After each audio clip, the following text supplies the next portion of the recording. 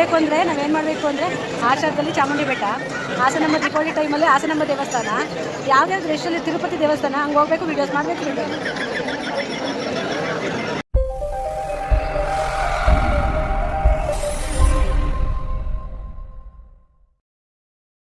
Hi hello guys, ಎಲ್ಲ ಹೇಗಿದ್ದೀರಾ? ಚೆನ್ನಾಗಿದ್ದೀರಾ ಅಂತ ಅಂದ್ಕೊಳ್ತಾ ಇವತ್ತು ರಾಯರು ತೋರಿಸೋ ಮುಖಾಂತರ ನನ್ನ ವ್ಲಾಗ್ನ ಸ್ಟಾರ್ಟ್ ಮಾಡ್ತಾಯಿದ್ದೀನಿ. Welcome to my vlog Rohini workshop ಅಂತ ಹೇಳ್ತಾ ಎಲ್ರಿಗೂ ಹಾಯ್ ಹೇಳ್ತಾ ನಾವು ಹೊರಟಿರೋದು ಮೈಸೂರಿಗೆ ಹೋಗ್ತಾ ಇದ್ವಿ ಬೆಟ್ಟ ಹತ್ತನ ಅಂತ ಹೇಳಿ. ಆಷಾಢ ಶುಕ್ರವಾರ ಅಂತ ಹೇಳ್ಬಿಟ್ಟು ಫಸ್ಟ್ನೇ ಶುಕ್ರವಾರ ಬೆಟ್ಟದಕ್ಕೆ ನಾನು ನನ್ನ ತಂಗಿ ಪಾಪು ಹೋಗ್ತಾ ಇದ್ದೀವಿ.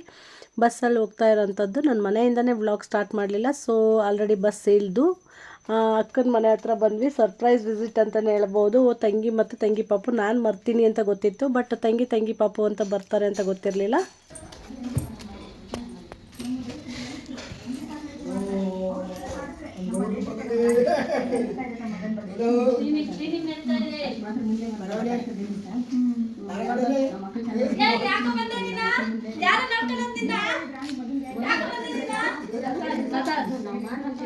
ಏನು ಕ್ಲೀನ್ ಮಾಡ್ತಿದೆ?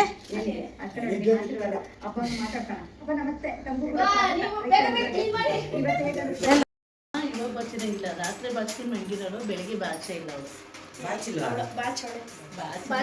ಅವಳಂಗೆ ಕೇಳ್ತಾವಳು ಅಷ್ಟೇ. ನೀನು ಯಾಕೆ ಚಾರ್ಜ್ ಸಣ್ಣ ಚುಚ್ಕೋತೀವಿ ರೇಷ್ಮಾ? ಅದು ಕಮ್ಮಿ ಆಗಿದೆ ಅಟಿಯ.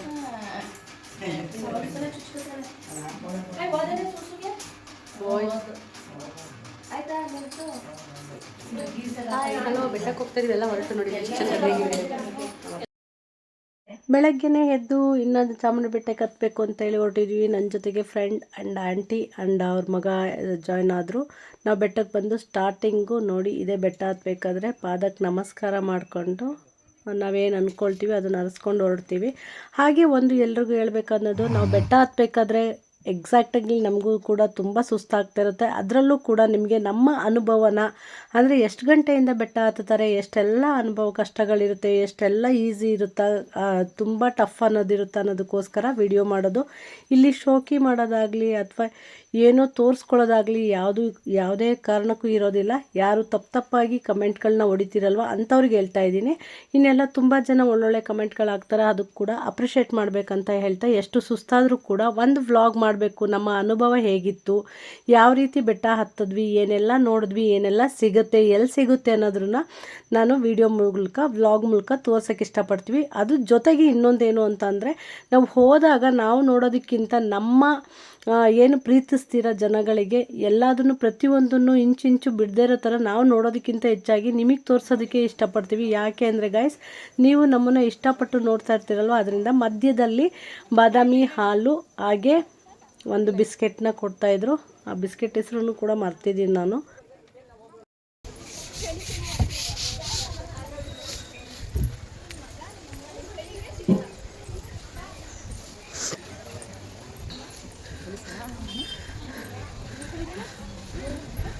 ಇನ್ನು ನಾವು ಮೆಟ್ಲು ಹತ್ತಿ ನಿಯರ್ಲಿ ಒಂದು 75% ಭಾಗ ಮೆಟ್ಲು ಹತ್ತಾಗಿತ್ತು.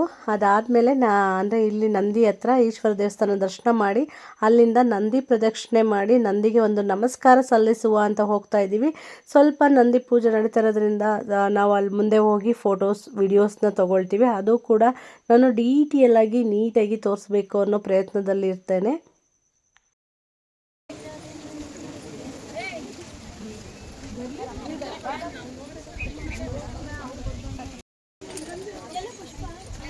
ಹೋದ್ರು ಅವ್ರು ನಡಿ.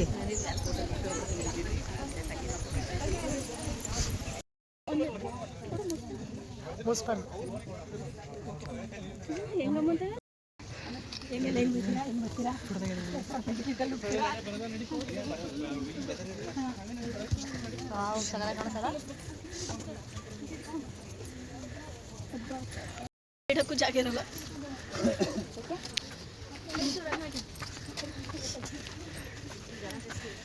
ಮನೆ ಜಾಸ್ತಿ, ಜನ ಜೊತೆ ಮನೆ ಜಾಸ್ತಿ. ಬೆಟ್ಟನ ಹೊಡಿತಾರೆ ನೋಡುವಂತೀವಿ, ಬೆಟ್ಟನ ನೋಡೋಣ. ಅದೇನೋ ಮಾಡಬೇಕು ಅಂತ ಇದ್ದಾರಲ್ಲ, ಬೇಡ ಅಂತ.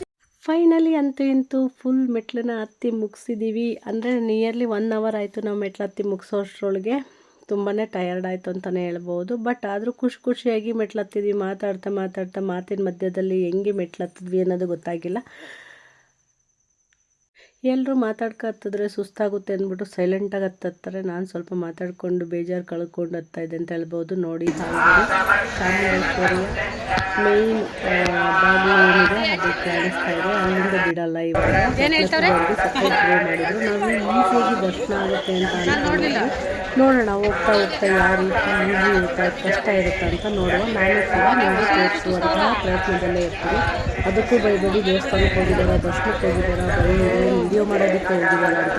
ಬಟ್ ನಾವು ವಿಡಿಯೋ ಮಾಡಿದಾಗ ನೆಕ್ಸ್ಟ್ ಹೋಗೋರಿಗೆ ಅನುಕೂಲ ಆಗಲಿ ಅನ್ನೋ ರೀತಿಯಿಂದ ವಿಡಿಯೋ ಮಾಡ್ತಾ ಇರ್ತೀವಿ. ಈ ರೀತಿ ಇತ್ತು, ಈ ಟಿವಿ ನ್ಯೂಸ್ಗಳಲ್ಲಿ ಹೇಳ್ತಾ ಇರ್ತಾರೆ, ತುಂಬ ಸುಳ್ಳು ಕೂಡ ಹೇಳಿರ್ತಾರೆ. ತುಂಬ ಕೆಲವು ಸತ್ಯ ಇರುತ್ತೆ, ಕೆಲವು ಸುಳ್ಳು ಇರುತ್ತೆ. ಅದರಲ್ಲಿ ಸುಳ್ಳು ಸತ್ಯ ಎಷ್ಟಿರುತ್ತೆ ಅಂದರೆ ರಿಯಾಲಿಟಿ ನಾವು ಹೋದಾಗ ತೋರಿಸ್ತೀವಿ. ಆಲ್ರೆಡಿ ಒಂದು 25% ಹೋದ ತಕ್ಷಣ ಅಲ್ಲಿಂದ ಸ್ಟಾರ್ಟ್ ಆಯಿತು ನಮ್ಮ ಜರ್ನಿ. ಒನ್ ಬೈ ಹೋಗೋದಕ್ಕೆ ಆಲ್ರೆಡಿ ಕ್ಯೂ ಸ್ಟಾರ್ಟ್ ಆಯಿತು ಅಂತ ಹೇಳ್ಬೋದು. ಬಟ್ ಅಲ್ಲಿ ಟೈಮಿಂಗು 4 ಅವರ್ ಅಂತ ಹಾಕಿದ್ರು. ನೋಡೋಣ 4 ಅವರ್ಗೆ ದರ್ಶನ ಮುಗಿಯುತ್ತಾ ಅಥವಾ ಇನ್ನೂ ಟೈಮ್ ತೊಗೊಳುತ್ತಾ ಅಂತ ಹೇಳ್ಬಿಟ್ಟು ಒಳಗಡೆ ನೋಡಿದ್ರೆ ಎಲ್ಲ ರೋಗಳಲ್ಲೂ ಫುಲ್ ಅಪ್ ಆಗಿಬಿಟ್ಟಿದ್ರು ಅಂತಲೇ ಹೇಳ್ಬೋದು. ಸ್ವಲ್ಪ ಮಳೆ ಕೂಡ ಉದುರಿತ್ತು. ಹೊರಗಡೆ ನಿಂತಂಥವ್ರು ಸ್ವಲ್ಪ ಮಳೇಲಿ ನೆನೆಯೋ ಥರನೂ ಇತ್ತು. ಅಂತಹ ವ್ಯವಸ್ಥಿತವಾಗಿ ಮಾಡಿದರು ಅಂತ ನನಗೆ ಅನ್ನಿಸ್ಲಿಲ್ಲ ಪರ್ಸ್ನಲಿ. ಎಲ್ಲರಿಗೂ ಅನಿಸಿದರೆ ಅದನ್ನು ಕಮೆಂಟ್ ಮೂಲಕ ತಿಳಿಸಿ ಅಂತ ಹೇಳ್ತೀನಿ. ಹಾಗೆ ನಾವು ರೋಲ್ ಹೋಯ್ತಾ ಮಾತಾಡ್ಕೊಳ್ತಾ ಹೋಗ್ತಾ ಇದ್ದೀವಿ.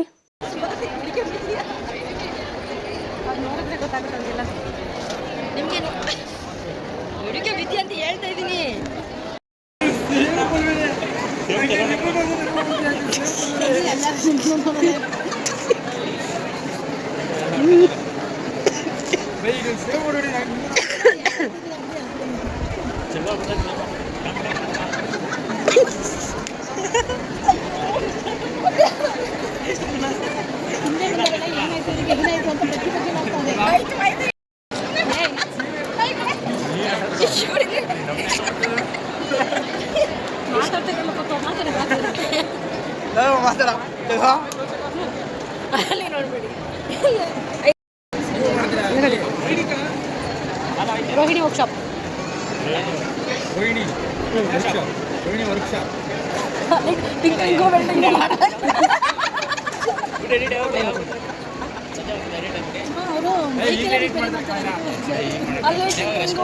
ಪೇಂಟಿಂಗು ಮಾಡಲಾಗುತ್ತದೆ ನಾಳೆ.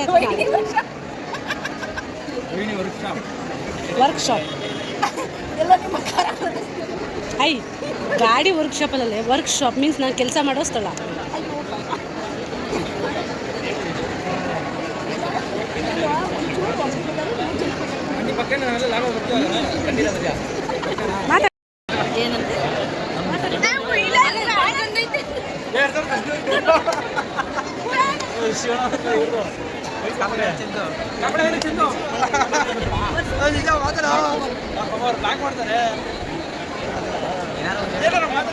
ವ್ಯವಸ್ಥೆ ದರ್ಶನ ಆಯ್ತಾ?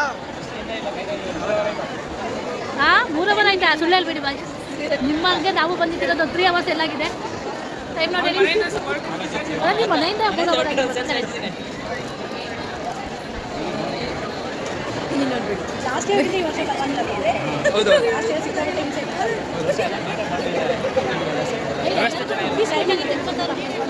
ಎಲ್ಲರಿಗೂ ಕುಕ್ಕೀಸ್ ಬೇರೆ ಕೊಟ್ಟಿದ್ದಾರೆ, ಬಾದಾಮಿ ಹಾಲು ಬೇರೆ ಕೊಟ್ಟಿದ್ದಾರೆ.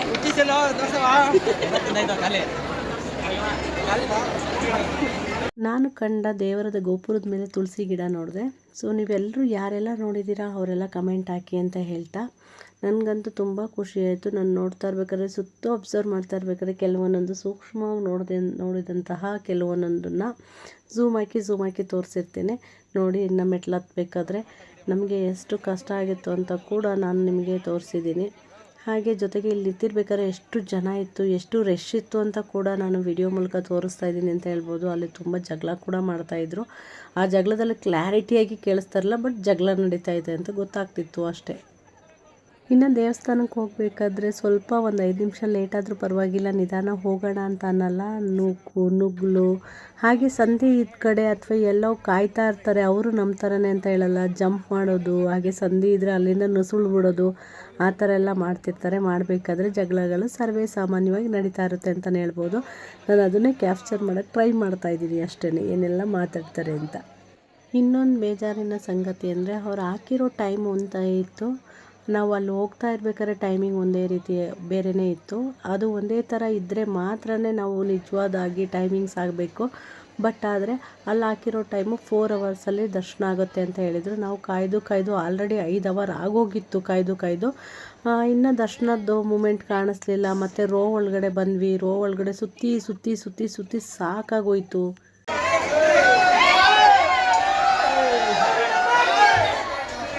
ಇದೇನು ತೋರಿಸ್ತಾ ಇದ್ದೀನಿ, ಇದು VIP ಇಂದ ಲೆಟರ್ ತೊಗೊಬಂದಿರೋವಂಥವ್ರಿಗೆ ಸ್ಪೆಷಲ್ ದರ್ಶನ. ಹಾಗೆ ಇನ್ನೊಂದು ಏನು ಮಾಡ್ತಾರೆ ಅಂದರೆ 1 ಅವರು 2 ಅವರು 3 ಅವರು ಅಂತ ಹೇಳ್ಬಿಟ್ಟು ನಮ್ಮನ್ನು 4 ಅವರಿಂದ ಇಲ್ಲಿ ಕೊಡೆ ಬೆಳಗ್ಗೆ ನಾವು 5 ಗಂಟೆಗೆ ಬಂದಿರೋದು. ಇವಾಗ 10 ಗಂಟೆ ಆಲ್ರೆಡಿ, ಇನ್ನೂ ದರ್ಶನನೇ ಆಗಿಲ್ಲ. ಬಟ್ ಅಲ್ಲಿ ಬೋರ್ಡ್ ಹಾಕಿ ಮೋಸ ಹೋದ್ವಾ ಅಥವಾ ಏನಾದ್ರು ಕರೆಕ್ಟಾಗಿ ಹಾಕಿದಾರೆ ಏನು ಗೊತ್ತಾಗ್ತಾ ಇಲ್ಲ ನಮಗೆ. ಏನು ಮಾಡೋದು ಅಂತ ಗೊತ್ತಾಯ್ತಲ್ಲ.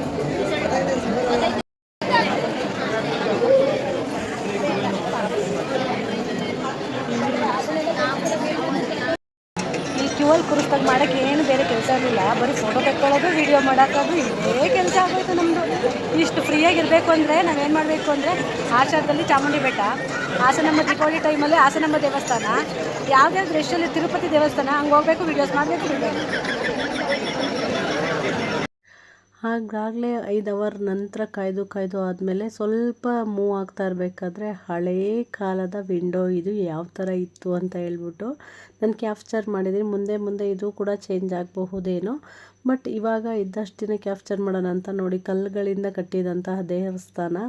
ಇವಾಗ ನೋಡ್ತಾ ಇದ್ದಂಗೆ ಅವೆಲ್ಲ ಅದು ನಶಿಸಿ ಹೋಗುತ್ತೆ. ಸೊ ಕೆಲವೊಂದೊಂದು ವೀಡಿಯೋಗಳಿದ್ದಾಗ ಅಥವಾ ನಮಗೆ ಕೆಲವೊಂದು ಮೆಮೊರೀಸ್ ಅಂತ ಇದ್ದಾಗ ನಾವು ಹೋದಾಗ ಅನುಭವಗಳು ಏನಿರುತ್ತೆ ಅದನ್ನು ಒಂದು ಚಿತ್ರೀಕರಣನೋ ಅಥವಾ ಒಂದು ಫೋಟೋನೋ ತೆಗೆದಿಟ್ಕೊಂಡ್ರೆ ಮಾತ್ರ ನಮ್ಗೆ ಉಳಿಯುತ್ತೆ ಅಂತಲೇ ಹೇಳ್ಬೋದು. ಜೊತೆಗೆ ಹೂವಿನ ಅಲಂಕಾರ ಅಂದರೆ ನಾವು ಕ್ಯೂವಲ್ಲಿ ಬರ್ತಿರೋದ್ರಿಂದ ನನಗೆ ಮುಂಭಾಗದಲ್ಲಿ ಯಾವ ರೀತಿ ಅಲಂಕಾರ ಮಾಡಿದ್ದಾರೆ ಅಂತ ಗೊತ್ತಾಗ್ತಾ ಇರಲಿಲ್ಲ, ಕಾಣಿಸ್ತಾ ಇರಲಿಲ್ಲ. ಎಷ್ಟು ಸಾಧ್ಯ ಅಷ್ಟು ಕ್ಯಾಪ್ಚರ್ ಮಾಡಿದ್ದೀನಿ. ಹಾಗೆ ಹೋಗ್ತಾ ಎಂಟ್ರಿಯಲ್ಲಿ ಹೂವನ್ನ ಮುತ್ತು ಪೋಣಿಸಿದ್ರು. ಅದಂತೂ ತುಂಬ ಖುಷಿ ಆಗ್ತಾಯಿತ್ತು ನೋಡೋದಕ್ಕೆ, 2 ಕಣ್ಣ ಸಾಲದು. ಆಮೇಲೆ ಕೆಲವೊಬ್ಬೊಬ್ಬರು ಹೇಳ್ತಾರೆ ವಿಡಿಯೋ ಮಾಡೋದು ಏನಕ್ಕೆ ಅಂದರೆ ಕೆಲವೊಬ್ಬರು ಎಲ್ಲೋ ದೂರದಲ್ಲಿರ್ತಾರೆ, ಹೋಗೋಕ್ಕಾಗಲ್ಲ, ನೋಡೋಕ್ಕಾಗಲ್ಲ. ಅಟ್ಲೀಸ್ಟ್ ನಮ್ಮ ವಿಡಿಯೋ ಮೂಲಕ ಅವರು ನೋಡಿ ತಿಳ್ಕೊಳ್ಳಿ ಈ ರೀತಿಯಾಗಿ ಇರುತ್ತೆ ಅನ್ನೋದಕ್ಕೋಸ್ಕರ ವಿಡಿಯೋ ಮಾಡೋದು. ಇನ್ನು ನಾವೇನೋ ಮಾಡ್ತಾ ಇದ್ದೀವಲ್ಲ, ನಮ್ಮದೇನೋ ಇಲ್ಲಿ ತೋರಿಸ್ಕೊಳ್ಬೇಕು ಅನ್ನೋದು ಖಂಡಿತ ಇರಲ್ಲ. ಹಾಗೆ ನಮಗೊಂದು ಇದು ಮೆಮೊರಿಬಲ್ ಆಗಿರುತ್ತೆ. ನಾವು ಹೋಗಿದ್ವಿ, ಈ ಟೈಮಲ್ಲಿ ಹೋದಾಗ ಈ ಥರ ಇತ್ತು ಅನ್ನೋದಕ್ಕೋಸ್ಕರ ಅದನ್ನು ಮೆಮೊರಿನ ಕಲೆಕ್ಟ್ ಮಾಡ್ತಾ ಇರ್ತೀವಿ. ಜೊತೆಗೆ ನಮ್ಮ ಸ್ವೀಟ್ ಆರ್ಟ್ಸ್ಗಳಿಗೆ ಹಾಗೆ ನಮ್ಮ ಪ್ರೀತಿಯ ಜನರಿಗೆ ತೋರಿಸುವಂತಹ ಪ್ರಯತ್ನ ಆಗಿರುತ್ತೆ ಅಂತಲೇ ಹೇಳ್ಬೋದು. ಕೆಲವೊಬ್ಬೊಬ್ಬರು ಹೋಗ್ತಾರೆ, ಕೆಲವೊಬ್ಬೊಬ್ಬರು ಹೋಗೋಕ್ಕಾಗಲ್ಲ, ಕೆಲವೊಬ್ಬೊಬ್ಬರಿಗೆ ಹೋಗದೇ ಇರೋವಂಥ ಪರಿಸ್ಥಿತಿಯಲ್ಲಿರ್ತಾರೆ. ಅಂಥವರು ನೋಡಲಿ ಅಂತ ಅನ್ನೋದಕ್ಕೋಸ್ಕರ ವಿಡಿಯೋ ಮಾಡ್ತೀವಿ ಅಂತಲೇ ಹೇಳ್ಬೋದು.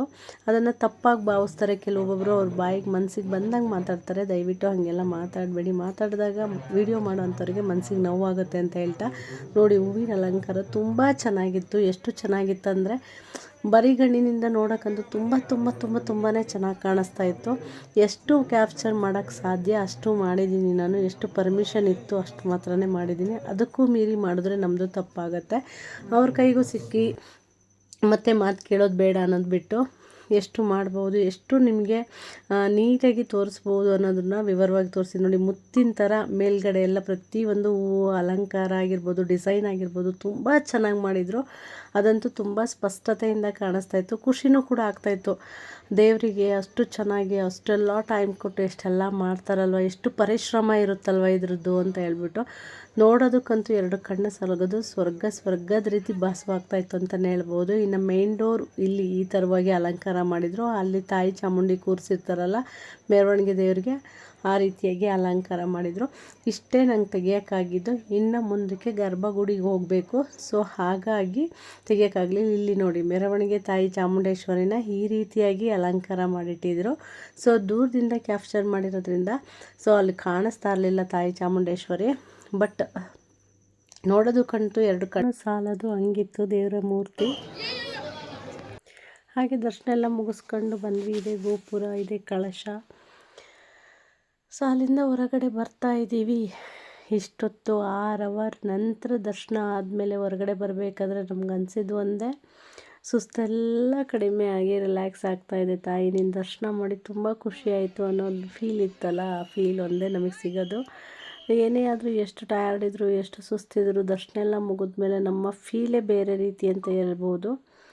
ಸೊ ತುಂಬಾ ಖುಷಿ ಆಗುತ್ತೆ. ನಾವು ಕಾಯ್ದಿದ್ದು ಎಲ್ಲ ಸಾರ್ಥಕತೆ ಎಲ್ಲೋ ಬರುತ್ತೆ ಅಂತಲೇ ಹೇಳ್ಬೋದು. ಬಟ್ ಆದರೆ ಬೆಟ್ಟ ಹತ್ತವರಿಗೆ ಇಷ್ಟೊಂದು 6 ಅವರ್ 7 ಅವರ್ ಕಾಯಿಸಬಾರ್ದು.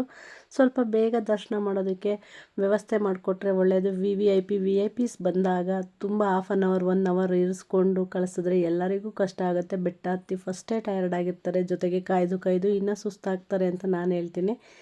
ಇಲ್ಲಿಂದ ಮಹಿಷಾಸುರ ಮುಂಭಾಗಕ್ಕೆ ಬಂದು ಮತ್ತು ಅಂದರೆ ಎಲ್ಲಿ ಪ್ರಸಾದ ನೀಡ್ತಾ ಇದ್ದಾರೆ ಅಂತ ನೋಡಿ ಅಲ್ಲಿ ಹೋದರೆ ತುಂಬಾ ಖುಷಿಯಾಯಿತು ನನಗಂತೂ. ಯಾಕೆ ಅಂದರೆ ತುಂಬ ಚೆನ್ನಾಗಿ ಮಾಡಿದರು. ಅಲ್ಲೂ ಕೂಡ ವಿ ಐ ಪಿಸ್ಗೆ ದಾರಿ ಅಂತಲೇ ಕೊಡ್ತಾಯಿದ್ರು. ಬಟ್ ಕೂರಿಸಿ ಊಟ ಕೊಟ್ಟಿದ್ದು ಖುಷಿಯಾಯಿತು ಅಂತಲೇ ಹೇಳ್ಬೋದು. ಪ್ರಸಾದನ ಯಾರೂ ವೇಸ್ಟ್ ಮಾಡಬೇಡಿ, ದೇವಸ್ಥಾನಕ್ಕೆ ಹೋದಾಗ ಅದೊಂದೇ ಹೇಳೋದು. ನೀವು ಎಷ್ಟು ತಿನ್ನಬಹುದು ಅಷ್ಟು ಮಾತ್ರ ಹಾಕಿಸ್ಕೊಳ್ಳಿ, ಪೂರ್ತಿಯಾಗಿ ಖಾಲಿ ಮಾಡಿ ಬನ್ನಿ ಅಂತಲೂ ನಾನು ಹೇಳ್ತೀನಿ. ಯಾಕೆಂದರೆ ಅಷ್ಟು ಜನಕ್ಕೆ ಪ್ರಸಾದದ ವ್ಯವಸ್ಥೆ ಮಾಡಿಸಿರ್ತಾರೆ ಕಷ್ಟಪಟ್ಟು. ತುಂಬಾ ವ್ಯವಸ್ಥೆ ಚೆನ್ನಾಗಿ ಮಾಡಿರ್ತಾರೆ. ವೇಸ್ಟ್ ಮಾಡಿದಾಗ ಯಾರೋ ತಿನ್ನೋರು ಇರ್ತಾರಲ್ವ ಅವರಿಗೆ ಅದು ದೊರಕಲಿ ಅನ್ನೋ ಭಾವನೆ ಅಷ್ಟೇ. ಇನ್ನು ಮನೆಗೆ ಬಂದು ತುಂಬ ಟಯರ್ಡ್ ಆಗಿತ್ತು, ಕೂತ್ಕೊಂಡು ರೆಸ್ಟ್ ಮಾಡೋದು ಮಲ್ಕೊಳ್ಳೋದು ಇದೇ ಆಗ್ತಾಯಿತ್ತು ಅಂತಲೇ ಹೇಳ್ಬೋದು. ಅದೆಲ್ಲ ಆದ ನಂತರ ಹೊರಟ್ವಿ ಹಾಸನ್ಗೆ. ಇವತ್ತಿನ ವಿಡಿಯೋ ನಿಮಗೆ ಖುಷಿ ಕೊಟ್ಟಿದೆ, ಸಂತೋಷ ಕೊಟ್ಟಿದೆ ಅಂತ ಭಾವಿಸ್ತಾ ಈ ವಿಡಿಯೋನ ಇಲ್ಲಿಗೆ ಮುಗಿಸ್ತಾ ಇದ್ದೀನಿ. ಹಾಸನಕ್ಕೆ ಹೊರಡೋ ಮೂಲಕ ಇನ್ನು ಮತ್ತೆ ಮುಂದಿನ ವಿಡಿಯೋದಲ್ಲಿ ಸಿಗೋಣ ಅಂತ ಹೇಳ್ತಾ ಬಾಯ್, ಟೇಕ್ ಕೇರ್ ಆಲ್. ಹಾಗೆ ಯಾರೆಲ್ಲ ಇನ್ನೂ ಸಬ್ಸ್ಕ್ರೈಬ್ ಮಾಡಿಲ್ಲ, ವಿಡಿಯೋಗೆ ಲೈಕ್ ಮಾಡಿ ಸಬ್ಸ್ಕ್ರೈಬ್ ಮಾಡಿ, ಹೆಚ್ಚು ಚಾನಲ್ಗೆ ಸಪೋರ್ಟ್ ಮಾಡಿ ಅಂತ ಹೇಳ್ತಾ ಬಾಯ್, ಟೇಕ್ ಕೇರ್ ಗಾಯ್ಸ್ ಅಂತ ಹೇಳ್ತಾ ಲವ್ ಯು ಆಲ್. ಸಪೋರ್ಟ್ ಮಾಡೋದನ್ನ ಮರಿಬೇಡಿ. Thank you so much. ನೀನೇನು ಚೆನ್ನಾಗಿ ನೋಡ್ಕೊಳ್ಳಿ. ಅದಕ್ಕೆ ಥ್ಯಾಂಕ್ಸ್. ಪಾಪು ಭಯ ಹೋಗಿ